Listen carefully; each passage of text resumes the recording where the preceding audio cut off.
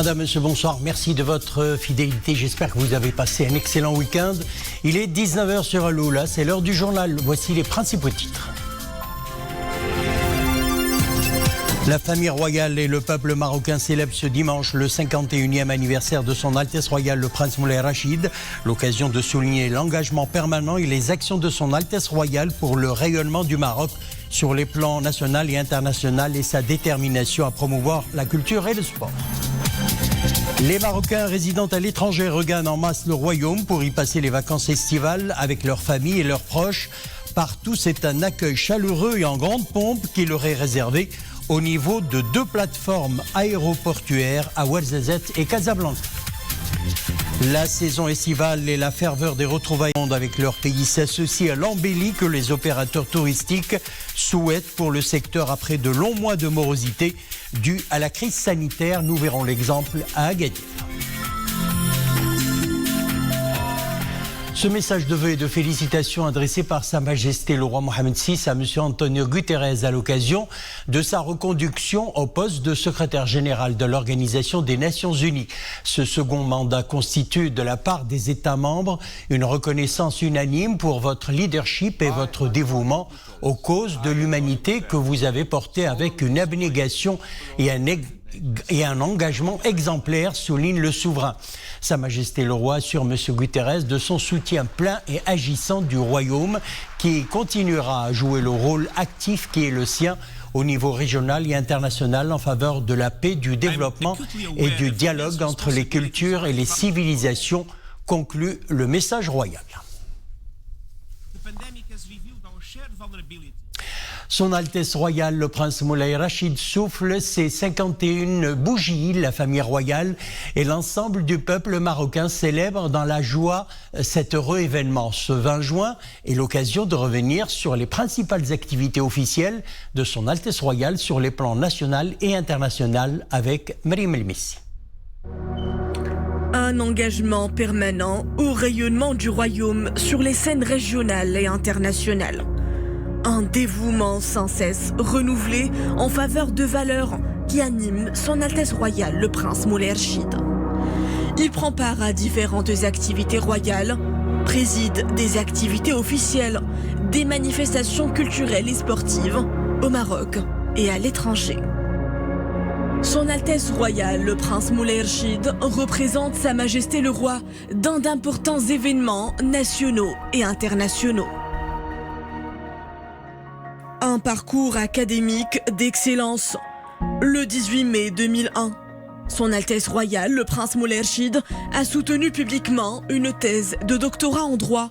Mention très honorable avec les félicitations du jury et mention particulière pour sa publication, eu égard à l'intérêt du sujet. C'était à l'université Montesquieu, Bordeaux 4. Même esprit, même engagement. Son Altesse royale assure la présidence de la Fédération royale marocaine de tir aux armes de chasse, de la fondation du Festival international du film de Marrakech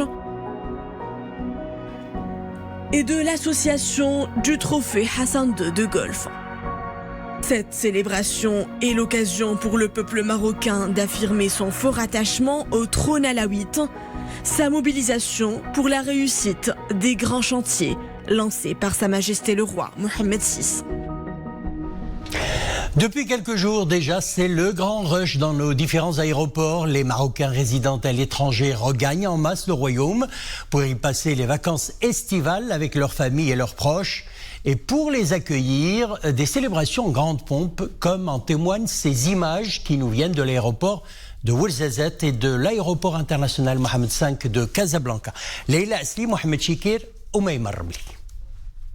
En provenance de Marseille, ces 80 passagers débarquent et c'est avec des fleurs qu'on leur a souhaité la bienvenue sur le tarmac de l'aéroport de Ouarzazate.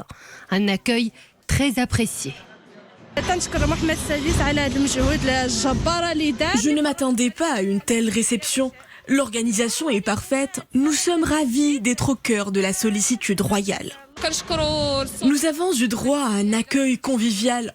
Le staff est coopératif, personnel de l'aéroport, cadre, autorité, tout est parfait. Même ferveur et même ambiance festive à l'aéroport Mohamed V de Casablanca. Nous sommes enfin de retour chez nous. Quel bonheur d'être enfin entourés des nôtres.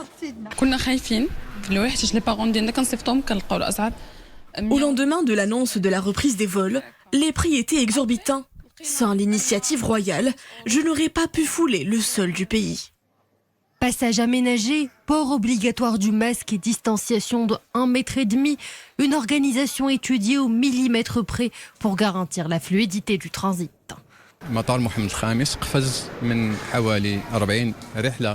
À l'aéroport, nous sommes passés de 40 vols par jour à 140 vols.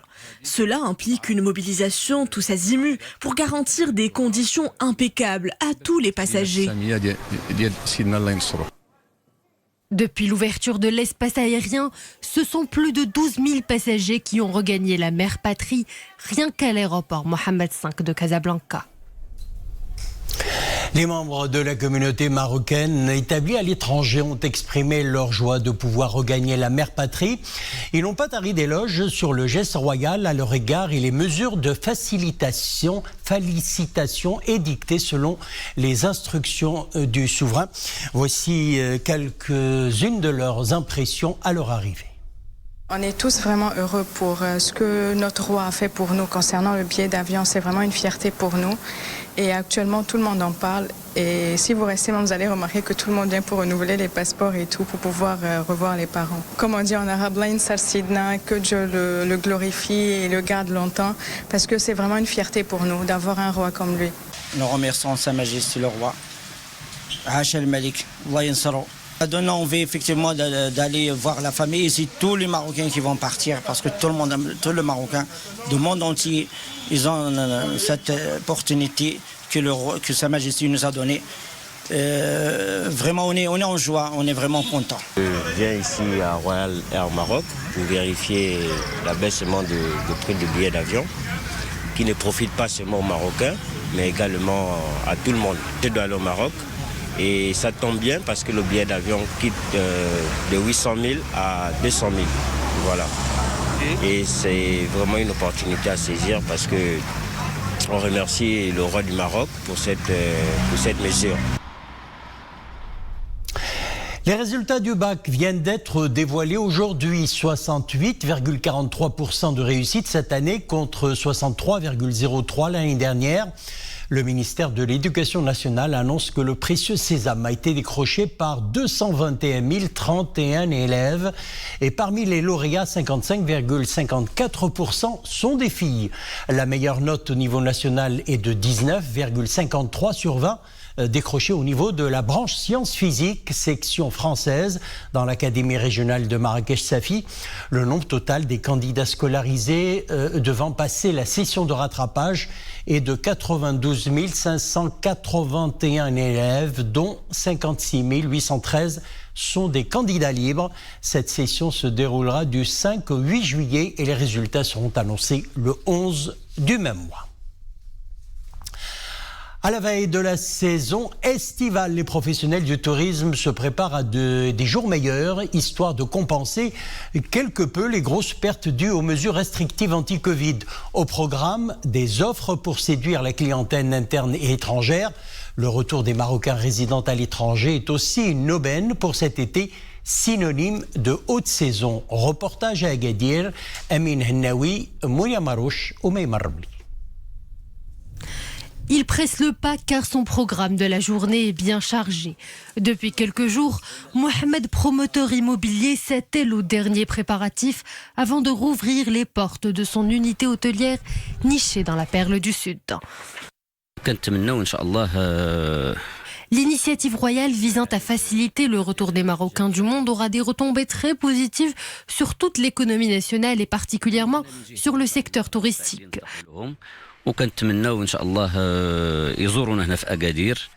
Touchés de plein fouet par la crise sanitaire, ces loueurs de voitures attendent aussi avec impatience l'affluence des grands jours.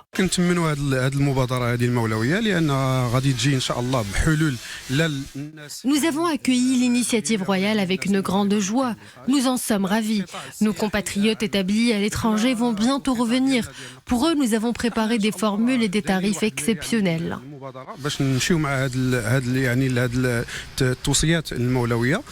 Après plusieurs mois d'inactivité, les professionnels du secteur espèrent sauver une saison estivale pas comme les autres.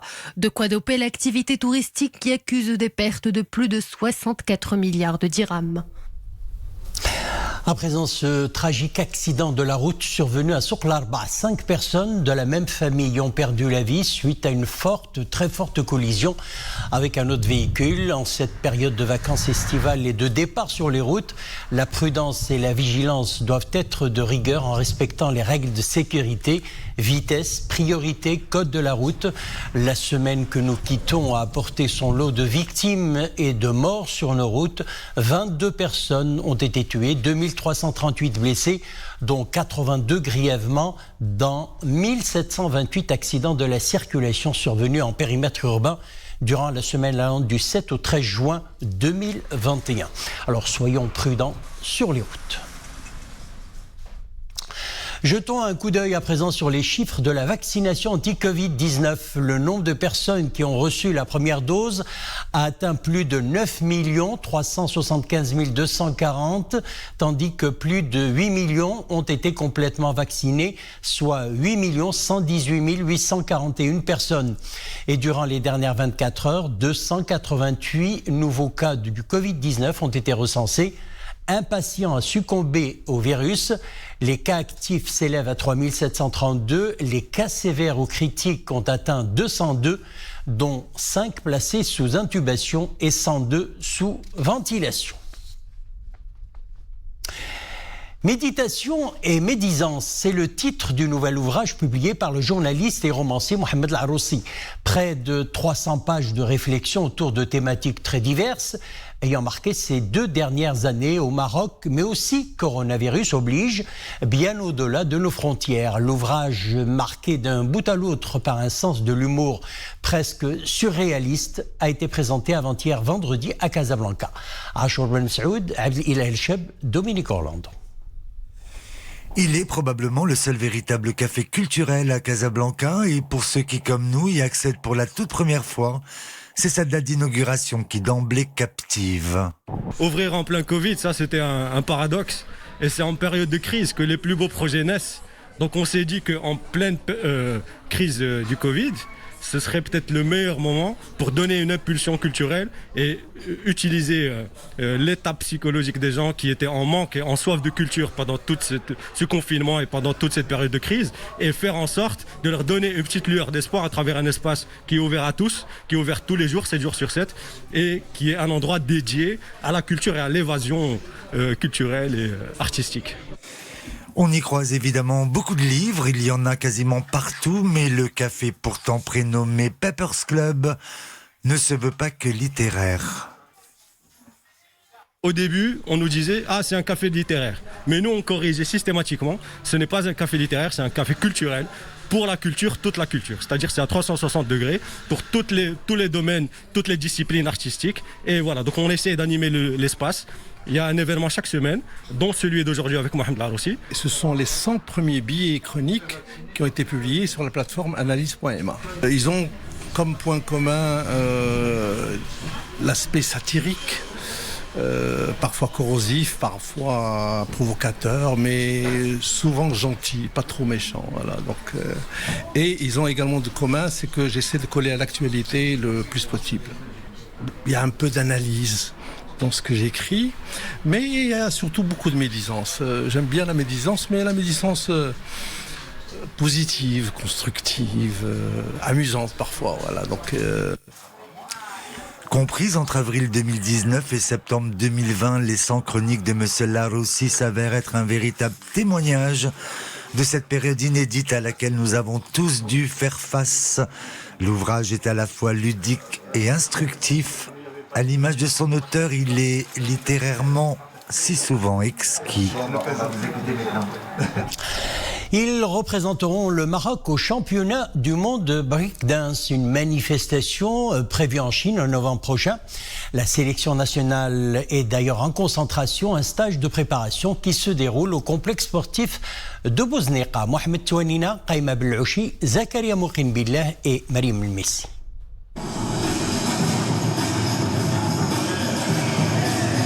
Acrobatie spectaculaire, chorégraphie, synchronisation. Bienvenue dans le breakdance. Venus de différentes villes du royaume et aussi de l'étranger, 11 pratiquants de ce sport dévoilent leur savoir-faire. Ils sont encadrés par des coachs professionnels et déterminés à perfectionner leur pratique. Il y a un bon niveau, nous avons juste besoin de plus de visibilité. J'ai eu la chance de connaître d'autres pratiquants talentueux. Plusieurs fois dans l'année, ils vont nous préparer à des battles internationaux et mondiaux peut-être, dont un battle en Chine qui va se dérouler en fin d'année. Au programme de ce rassemblement, conditions physiques le matin et entraînement technique l'après-midi. Discipline exigeante, le breakdance nécessite des qualités athlétiques remarquables. À l'issue de ce stage, l'équipe nationale de breakdance sera formée.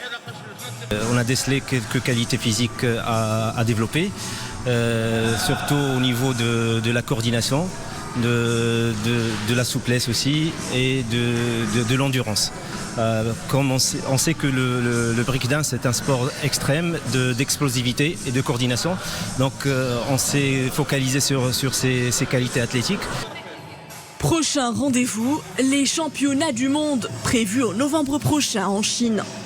En 2024, le breakdance va intégrer les Jeux Olympiques de Paris. Une belle opportunité pour nos sportifs de hisser haut le drapeau national. Voilà, nous leur souhaitons une bonne préparation et qu'ils nous ramènent surtout des médailles pour ces championnats du monde qui se dérouleront en Chine. Excellente soirée, l'info revient à 21h, à demain.